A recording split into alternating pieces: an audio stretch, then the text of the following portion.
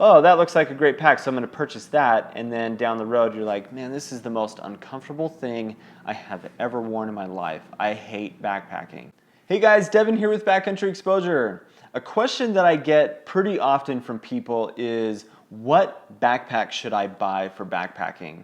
And it's typically coming from people that are fairly new to backpacking, or they want to start backpacking. They've done a little bit in the past, but they've never really had their own gear, and they want to have something for themselves. And it's a pretty loaded question, and I don't always know how to answer it. So briefly in this video, I'm going to try to answer that question and hopefully help some people that are looking at a backpack, probably their first backpack that they will purchase for backpacking, and help them decide what they should buy and some considerations as well.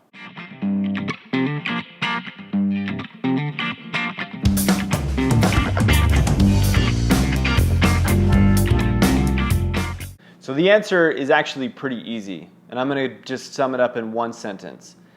A 50 to 65 liter backpack that fits you and is comfortable and you're excited about and works for your system. But it's not always that easy, is it? My goal for this video is to share information with people that are looking for a backpack that haven't purchased one yet, or they need to upgrade from something that was given to them. So this is not going to be information geared towards somebody who may be a veteran backpacker that should already know this information. This is for somebody that is looking to get into backpacking that may not already have the equipment that they need, which that can be a pretty daunting thing. There are so many options available on the market, and you go to REI or you go to any like backpacking store and you've got a wall full of backpacks, and it's like, what the crap do I buy? Some things to take into consideration are, what type of system do you have, which means what is the gear that you are carrying with you, and what do you already own, or what are you planning to purchase? What are you going to be using it for? What type of backpacker are you, or do you think you are? Meaning, are you a destination person, or are you a thru hiker?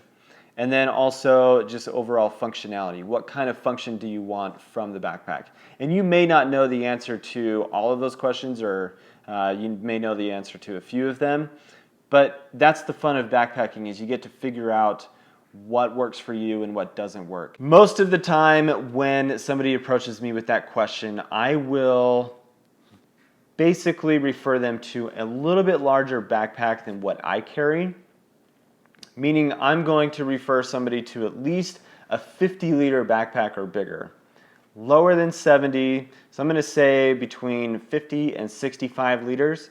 And there are so many options available on the market in that range that you could basically buy whatever fits your price range. What you need to keep in mind is you just need to find something that fits all of your stuff and is comfortable and fits you. So 50 liters basically is enough for you to go on a 3 to 5 day trip and have enough space for all your food and your water and clothing and sleeping bag, tent, shelter, whatever it is you're taking with you, where a little less than 50 liters for that time frame is not going to be quite enough for the typical person. But if you're going ultralight, you can go 3 to 4 days. I go 3 to 4 days in this 38 liter bag that I have. I've gone a week in this 44 liter bag that I have. But I have more of an ultralight style system than the traditional backpacker. So 50 liters, at least 50 liters is what you want. You can go bigger than that and have extra space and have a little more variability in your options for seasons and the different types of gear that you're going to be taking with you. My hesitation that I always tell people is, don't get too big of a pack, because if you do, you're going to find a way to overpack and you're going to be carrying too much stuff. You carry too much stuff, you're carrying too much weight. So keep that in mind when you're trying to decide what to take. I don't ever take something bigger than a 65 liter, and this is like now my winter setup. Unless I am going with a big group and I'm carrying a bunch of group gear, then I'll take something in this range. But typically, for my system, I'm in the lower 40 liter to 38 liter range.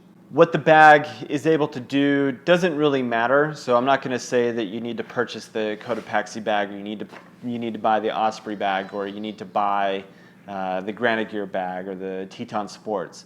What I would recommend is you need to find something that works for you, that you are psyched about and excited about, because if you don't like this big bright green color, then you're not going to want to have that on your back. If you don't like a dull gray color like this, then don't buy it.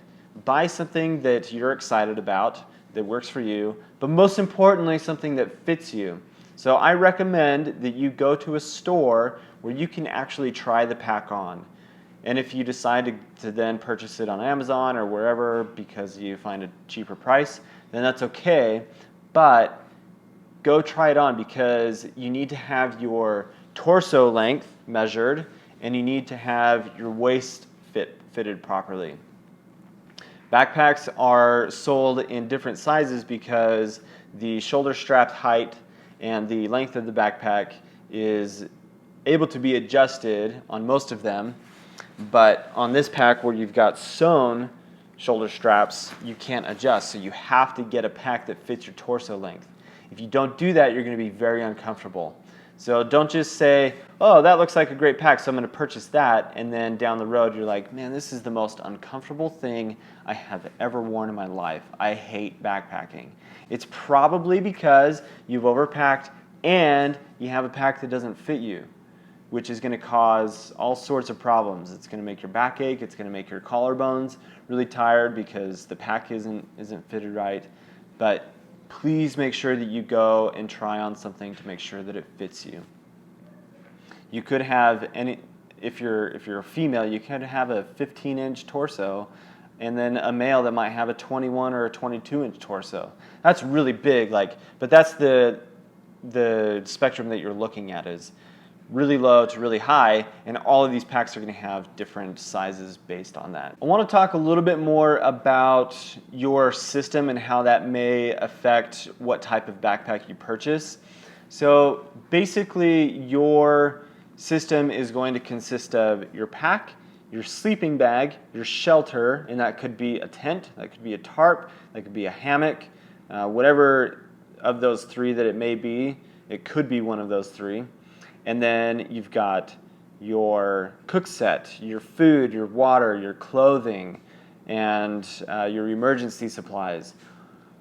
That's going to be different depending on where you're going, who you're going with, what type of backpacker you decide to be. Some people want to take a lot of precautionary items, and so they will take a pretty massive first aid kit, which in my opinion is not absolutely necessary. But if that's what makes you feel better about being in the backcountry, then by all means, please take what is going to be better for your system.